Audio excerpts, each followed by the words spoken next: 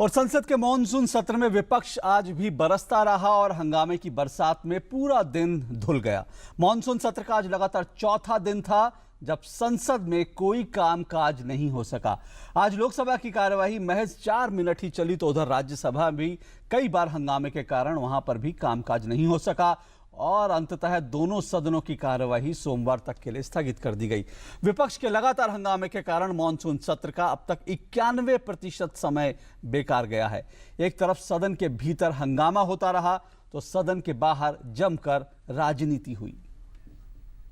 To meet again on Monday 11 o'clock.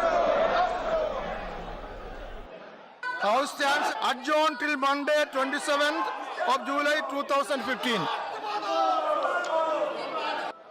हंगामा, नारेबाजी, bell में आकर शोर शराबा और प्रदर्शन, कुल मिलाकर पिछले 4 दिनों में संसद में यही सब कुछ हुआ है।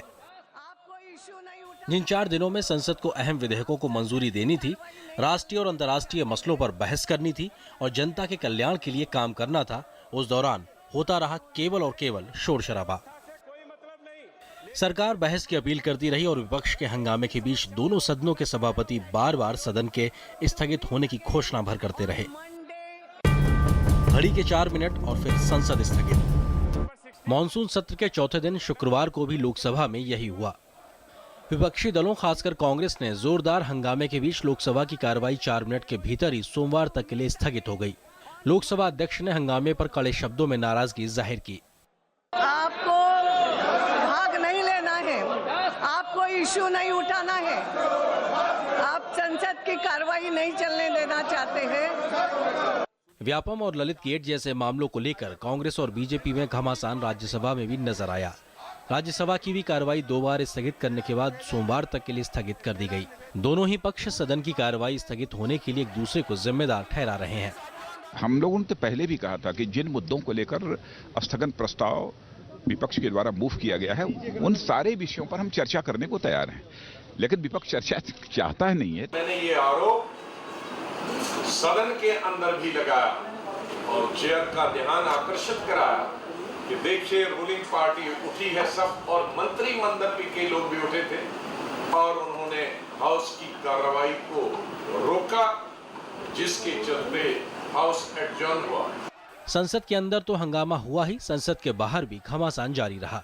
कांग्रेस द्वारा संसद नहीं चलने देने के खिलाफ बीजेपी सहित एनडीए के सभी सांसद संसद भवन परिसर स्थित गांधी प्रतिमा के सामने धरने पर बैठ गए।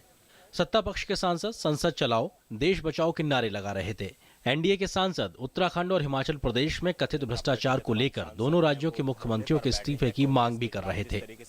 ये जब सत्ता में थे तब पॉलिसी पैरालिसिस और भ्रष्टाचार के कारण इन्होंने विकास को खत्म किया और विकास होने नहीं दिया, और अब भी विपक्ष में बैठकर संसद नहीं चलने नहीं देते और ये विकास को रोकते हैं।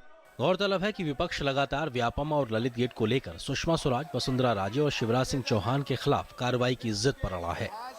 यही वजह है कि संसद सत्र के शुरुआती 4 दिनों में कोई कामकाज नहीं हो सका। इस गतिरोध में सरकार के अहम बिल लटके हुए हैं। सरकार की योजना इस सत्र में कई बिलों को पास कराने की थी, लेकिन विपक्ष के हंगामे के चलते संसद में ऐसा होना संभव नजर नहीं आ रहा।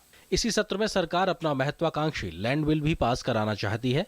इसके अलावा जीएसटी विधेयक, भ्रष्टाचार से जुड़े 2 विधेयक, रियल एस्टेट विधेयक, ऊर्जा विधेयक और जलमार्ग विधेयक शामिल हैं।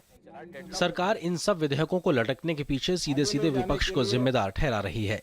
Congress party before the parliament started have made a public statement saying that there will be a washout of the parliament. It should go to their credit. One, from our side, we have been trying as a parliament affairs minister. I've been talking to the people. I had a meeting also with all the opposition parties on the very first day. I told them government is ready to discuss every issue, each issue. वैसे केवल विधायी कार्यों का ही नुकसान नहीं हो रहा। संसद के दोनों सदनों की कार्रवाई पर हर घंटे लाखों रुपए और प्रत्येक दिन करोड़ों रुपए खर्च हो रहा है। संसद की कार्रवाई न चलने पर ये करोड़ों रुपए जाया हो रहे हैं। संसद के मौजूदा सत्र की बात करें तो अब तक केवल 9% काम हुआ है, यानी 91% समय बर्बाद।